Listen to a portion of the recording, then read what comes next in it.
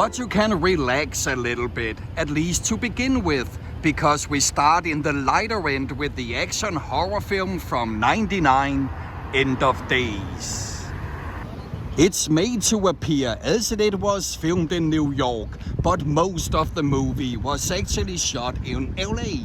And the most memorable scene, the final confrontation between good and evil, between a former New York cop and the devil himself, is set in the beautiful St. Vincent de Paul Church.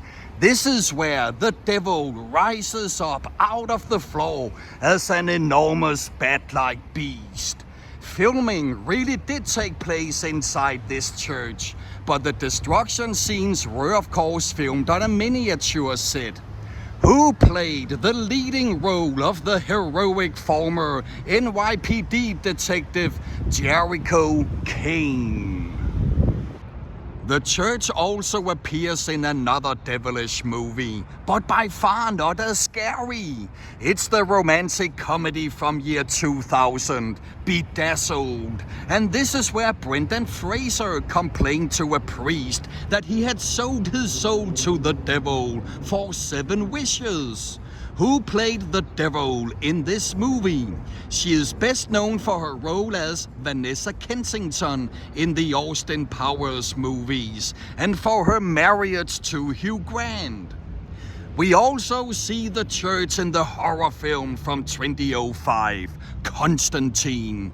The interior popped up as the church where Rachel Weisz went to confession, and the exterior was used as where the cynical exorcist John Constantine talks to the archangel Gabriel. Who played the leading role as Constantine? He also starred in another diabolic movie, The Devil's Advocate. The church is not all about horror. It's also seen in television series like Alias, Melrose Place, Entourage, and Charmed. And this is where Anthony LaPaglia in The Salton Sea tells Val Kilmer that he had to leave town and go into hiding. We could also see St. Vincent de Paul Church in the comedy from 2007, This Christmas. This is where the Whitfield family attended Christmas Mass. The exterior scenes were shot here, while the interior scenes were shot in the church right over here at St. John's Episcopal Church. Who played the role of Quentin Jr., the eldest child who hasn't been home in 4 years? You also know him as Detective Luther in the drama series Luther, and he portrayed Nelson Mandela in the biographical film Long Walk to Freedom. Let's get back to End of Days and let's zoom in on Los Angeles theater, because the many scenes from inside the Vatican were filmed in the ornate lobby of this old movie palace. It's built in the French Baroque style of Louis XIV, and the interior is decorated with golden drapes and crystal fountains and modeled after the Hall of Mirrors in Versailles. So yes, a movie palace can successfully pass for the splendor of the Vatican. This is also where Cameron Diaz had her crazy dance in Charlie's Angels, and it stood in for Carnegie Hall in the biographical comedy drama from '99, Man on the Moon. What is the name of the energetic slapstick actor who played the leading role of Andy Kaufman in Man on the Moon? End of Days also used the former Tower Theater as where our hero finds a door which leads to the underground temple.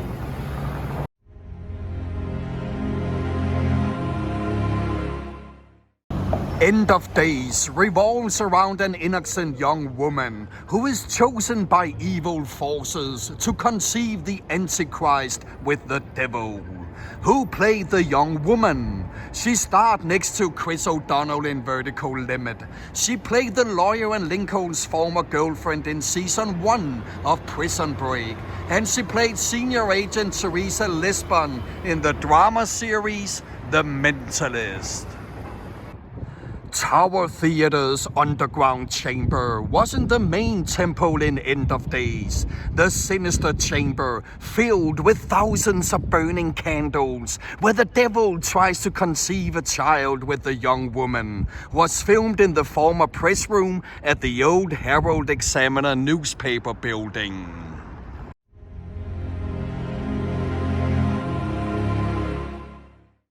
Who played the role of the devil? He also played the scientist and father in the recent drama series War of the Worlds. And he is above all known for his role as Dean Keaton in The Usual Suspects.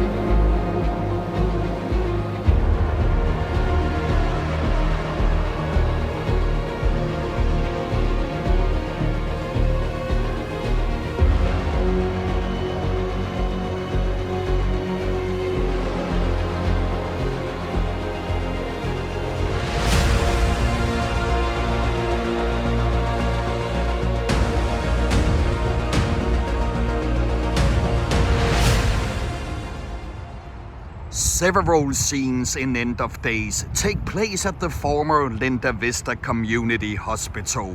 This is, for instance, where the baby who grows up to be the chosen Antichrist is born, and it's where Father Thomas Aquinas is found nailed to the ceiling.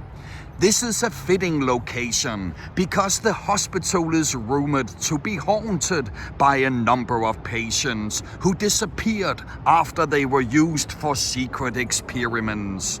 And former employees have seen many strange things they can't logically explain. Sometimes the water in a sink would turn on by itself. Sometimes they would feel a child's hand grab when no one was there. Sometimes eerie green light would emanate from windows, and sometimes they could hear a child crying from a deserted fifth floor. Horror movie directors are attracted to this place, and it was used in creepy scenes in The Lords of Salem, Seven, True Blood, Buffy the Vampire Slayer, and the drama series Dexter.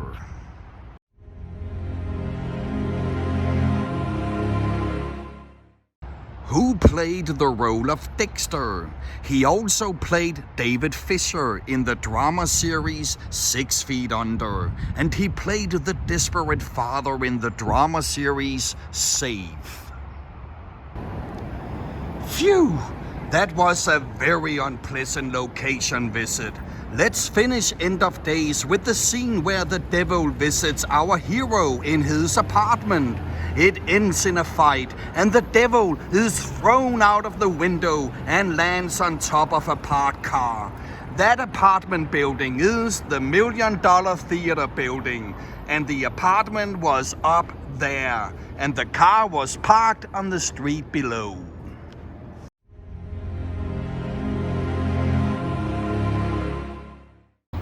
On the cast is also Kevin Pollak, and he was in another horrifying movie. Horrifying in the sense that it's a true story. It's a Disney movie from '98 about a 6-year-old girl who in 1960 was the first black child to attend an all-white public school in New Orleans. What is the title of this movie, which also is the name of the little girl who had to go through so much?